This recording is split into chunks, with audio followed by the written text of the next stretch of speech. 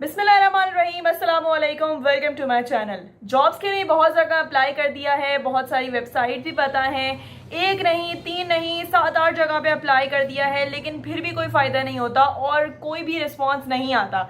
वो इसीलिए नहीं आता क्योंकि कई बार हम कवर लेटर लिखने में या सीवी लिखने में कुछ ऐसी मिस्टेक्स कर देते हैं कि सामने वाला, पढ़ने वाले को इंटरेस्ट ही नहीं पैदा होता, तो सामने वाला रिस्पॉन्स कैसे देगा हमें।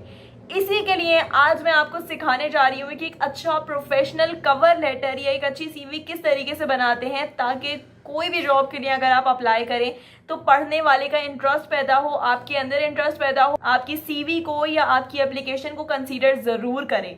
तो सीखते हैं मेथड को, स्टेप बाय स्टेप सारी चीज़ों को सिखाऊंगी, किस तरीके से बनाना है, कहाँ से टेम्पलेट लेना होता है, सारी चीज़ें सब कुछ सिखाऊंगी डिटेल के अंदर। तो चलिए मेथड को शुरू करते हैं। मेथड को शुरू करने से पहले चैनल को सब्सक्राइब जरूर कर दीजिएगा और बेल आइकन के बटन पे क्लिक करना ना भूलिएगा।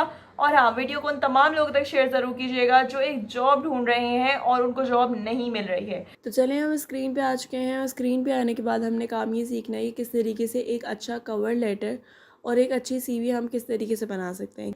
सबसे पहले कवर लेटर या आपने सीवी का जो है ना टेम्पलेट कहाँ से लेना है। आपने अपने मोबाइल में कैनवा ओपन कर लेना है और कैनवा से आप क्या कहते हैं यहाँ से इजीली टेम्पलेट ले सकते हैं। यहाँ पे हमारे पास एक रिज्यूम का ऑप्शन आ जाएगा जिसके अंदर काफ़ी सारे टेम्पलेट्स मौजूद होंगे, तो हम इसके ऊपर क्लिक कर देंगे। जो टेम्पलेट भी आपको पसंद आ रहा है आप वो टेम्पलेट यूज़ कर सकते हैं, ठीक है।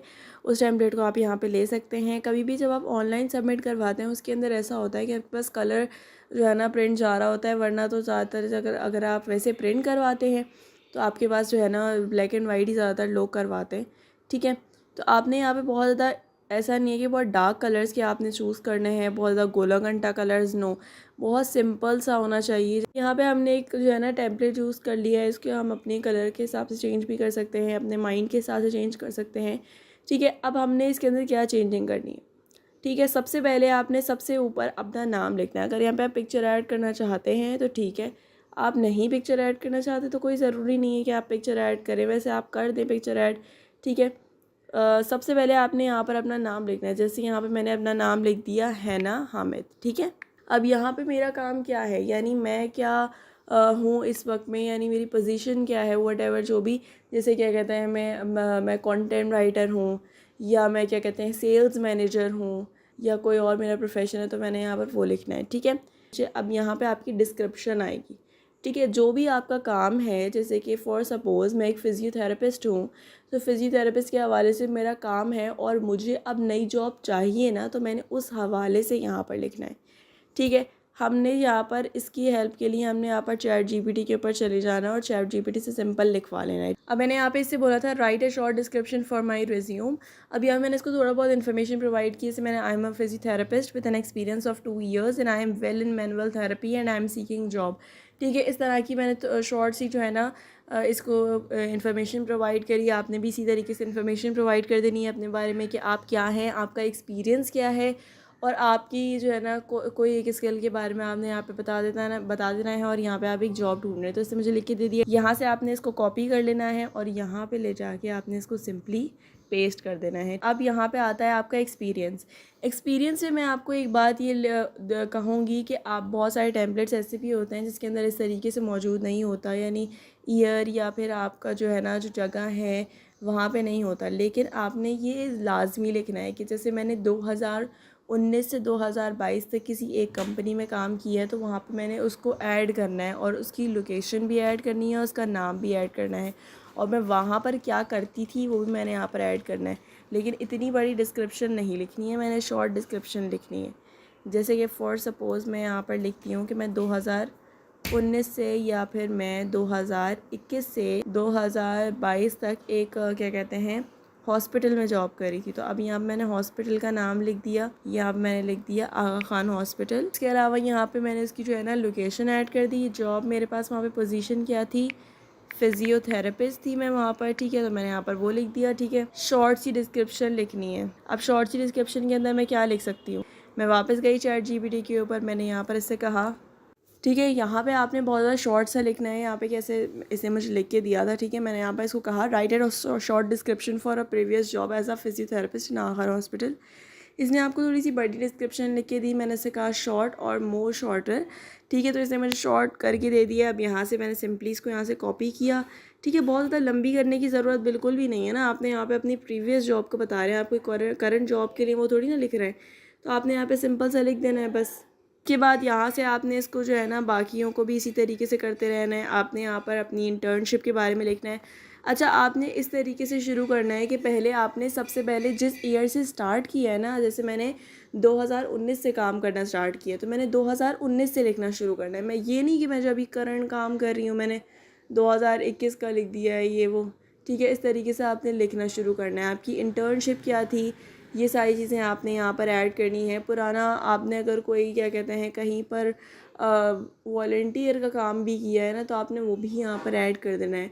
एक्सपीरियंस में आपने सारी चीज़ें ऐड करनी है, ठीक है। लेकिन आपने सर्टिफिकेट्स वाली चीज़ें ऐड नहीं करनी है। सर्टिफिकेट वाला सेक्शन हमने अलग बनाना है, सही है। आपका कॉन्टैक्ट है, कॉन्टैक्ट में आपने अपना फ़ोन नंबर देना है, ईमेल एड्रेस देना है। ईमेल एड्रेस आपका ऊट पटांग नहीं होना चाहिए कि प्रिंस चार्मिंग और क्या कहते हैं या फिर क्या कहते हैं प्रिंसेस, इस तरह का ही होना चाहिए।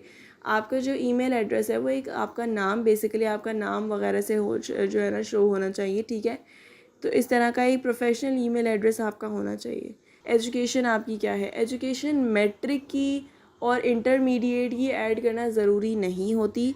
आपने यूनिवर्सिटी कहाँ से करी है, आपकी जीपीए कितनी है, आप वो यहाँ पर लिख सकते हैं, ठीक है।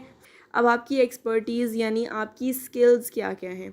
स्किल्स बहुत मैटर करती हैं। फॉर सपोज़ मैंने यहाँ पे फिजियोथेरेपिस्ट के लिए बात कर रहे हैं, या हम कंटेंट राइटिंग के लिए चले बात कर लेते हैं, या आप एज अ फ्रीलांसर ये जो है ना बना रहे हैं। तो अब यहाँ पर मैंने अपनी स्किल्स क्या लिखनी है। कंटेंट राइटिंग के लिए मैं क्या लिख सकती हूँ, मैं यहाँ पर लिख सकती हूँ कि पहली बात तो ये कि मैं क्या कहते हैं आर्टिकल और ब्लॉग राइटर, एसईओ वाली बात लिख दूँगी, एसईओ बेस्ड कंटेंट। और भी जो मेरी स्किल्स हैं मैंने यहाँ पर वो स्किल्स इस तरह से ऐड करनी है। लैंग्वेज, मेरी जो भी लैंग्वेज है, मैं यहाँ पर उर्दू भी लिख सकती हूँ, इंग्लिश भी लिख सकती हूँ, जो भी 2 लैंग्वेजेस मुझे आती हैं मैंने यहाँ पर वो लिख देना है। सर्टिफिकेट का कॉर्नर अगर आपके अंदर इसके अंदर मौजूद है और आपके पास सर्टिफिकेट्स हैं, इनफ सर्टिफिकेट्स हैं आपके पास, जैसे आपके पास 2 या 3 सर्टिफिकेट्स हैं तो आपने ऐड कर देना है। जैसे कि अगर आपको कहीं ऐसा मिला है कि अटेंड किया था, कोई सेमिनार अटेंड किया था, उसका सर्टिफिकेट मिला है, इंटर्नशिप का सर्टिफिकेट मिला है, ठीक है, या आपने डिफरेंट हॉस्पिटल्स में काम किया है, या अगर आप सेल्स वाले हैं तो आपने सेल्स में डिफरेंट जॉब्स में काम किया, आपको वहाँ सर्टिफिकेट मिला है, तो आपने सर्टिफिकेट का सेक्शन ऐड करके और फिर आपने ऐड करना है। तो मुझे यहाँ तक उम्मीद है कि आपको समझ में आ गया होगा। सबसे पहले आपका नाम, आपकी डिस्क्रिप्शन बहुत मैटर करती है, बहुत लंबी कहीं पर भी नहीं करनी है।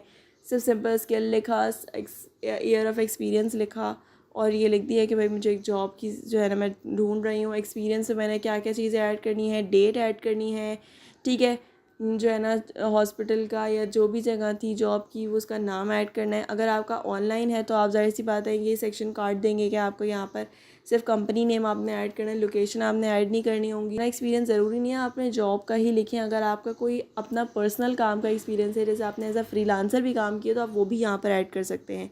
रेफरेंस वाला सेक्शन आपने नहीं लिखना है, ये रेफरेंस वाला कोई सेक्शन लिखने की ज़रूरत नहीं है, ठीक है। यहाँ पे आप सर्टिफिकेट का सेक्शन बना सकते हैं। लैंग्वेज, एक्सपर्टीज़ या स्किल्स, एजुकेशन में भी आपको इस बात समझ में आ गई होगी। कॉन्टैक्ट नंबर बहुत आसान है, सीवी बनाना बहुत मुश्किल नहीं है। अब हमारे पास एक चीज़ आती है कवर लेटर। अब कवर लेटर हमने किस तरीके से लिखना है। फॉर सपोज़ मैं यहाँ पर फिजियोथेरेपिस्ट के लिए लिख रही हूँ, तो अब यहाँ पर मैंने कुछ चीज़ों का ध्यान रखना है। सबसे पहले अगर आपने किसी पैम्फलेट से देखकर फिर आप या किसी ऐसी इंस्टाग्राम के ऊपर या किसी पोस्ट को देखकर आपने जो है ना शेयर किया है, तो आपने यहाँ पर लिखना है डियर हायरिंग टीम।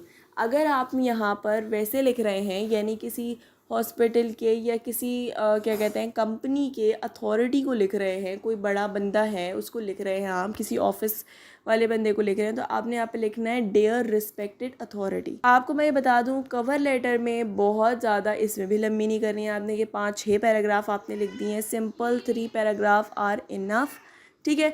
आपने यहाँ पे सबसे पहले क्या लिखना है, मैंने यहाँ पे क्या लिखा है, I am writing to express my interest in physiotherapy position at जो भी आपका यहाँ पर क्या कहते हैं कंपनी है। अब यहाँ पे आपने डायरेक्ट शुरू कहाँ से किया, मैं यहाँ पर मैं ये लिख रही हूँ ताकि मैं एक्सप्रेस कर सकूँ इस जो है ना इंटरेस्ट को, ठीक है, एक ऐसी पोजीशन के लिए, ठीक है। आप इसको सिंपल जो मैंने लिखा है ना आप उसको कॉपी भी कर सकते हैं यहाँ से, या क्या कहते हैं आप क्या कहते हैं थोड़ा बहुत इसके अंदर चेंजिंग कर सकते हैं अपने हिसाब से। With a strong background in physiotherapy and a committed to patient care, ठीक है। अब मैंने यहाँ पे बता दिया कि मैं एक स्ट्रॉन्ग मेरा बैकग्राउंड है और मैं कमिटेड हूँ अपने पेशेंट्स के साथ। Attach is my CV for your consideration. अब कंसिडरेशन मैंने यहाँ पे बता दिया कि मेरी CV अटैच है। पहले पैराग्राफ में मैंने क्या बताया, मैं अपना इंटरेस्ट बताया, ठीक है। मैं ये बताया कि मैं अपने काम के साथ कमिटेड हूँ, अपने मेरा एक स्ट्रॉन्ग बैकग्राउंड है, ठीक है। 5 लाइनों में मैंने ख़त्म कर दिया, अपनी CV अटैच करी हुई है, ठीक है, यही बता दिया। I am confident that my skills in physiotherapy align well with the requirements of the role and I am eager to discuss how my experience make me valuable asset to your team। अब मैंने यहाँ पर क्या बताया कि मैं जो है ना कॉन्फिडेंट हूँ अपनी स्किल्स के बारे में कि मेरी जो स्किल्स हैं वो आपकी रिक्वायरमेंट के हिसाब से हैं, ठीक है। और मैं क्या कहते हैं यहाँ पर मैं एक्साइटेड हूँ या मैं ईगर हूँ कि मैं आपसे डिस्कस करूँ आगे क्या कहते हैं मेरा एक्सपीरियंस किस तरीके से आपकी कंपनी के लिए वो हो सकता है, ठीक है।